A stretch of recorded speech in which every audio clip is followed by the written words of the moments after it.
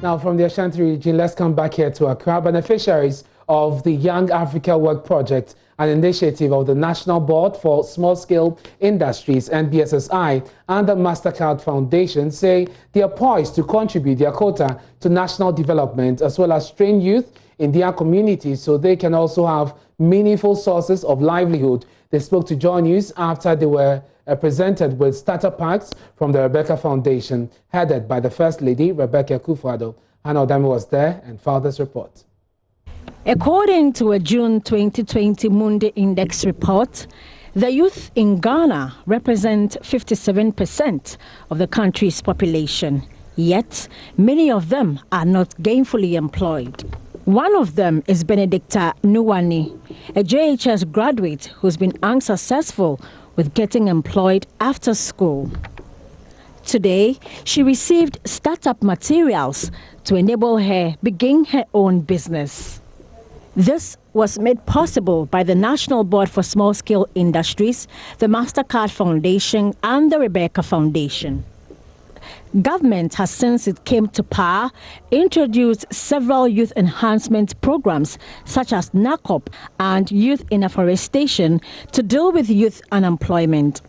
Persons between 18 and 35 years who qualify for the program are offered skills training as well as easy access to market. The program is assisting the youth across the country, and in the Greater Accra region, 5 beneficiaries who have undergone 6 months training were given sewing machines by the Rebecca Foundation. The Executive Director of NBSSI, Kosi Yankee Aye, was optimistic. 39,000 youths will be employed in Ghana in the next 2 years through the program. The investments from the MasterCard Foundation to the National Board for Small-Scale Industries over the past year has exceeded over 100 million Ghana cedis. And this partnership and funding is just to support women and the youth. And over 80 to 90% of it would go into funding and supporting the programs. Many a times, most programs just support the administrative purposes. But there's an intentional effort to ensure that all the funds will go towards supporting and helping the youth and the women of this country to do better and to prosper. Benedicta, after receiving her sewing machine, tells JoyNews getting involved in the project has enabled her dream again. What I will do now is have my own designing firm, fashion design firm for myself, and then to help other young ones, those who cannot afford like I was, to help them to become who I am today.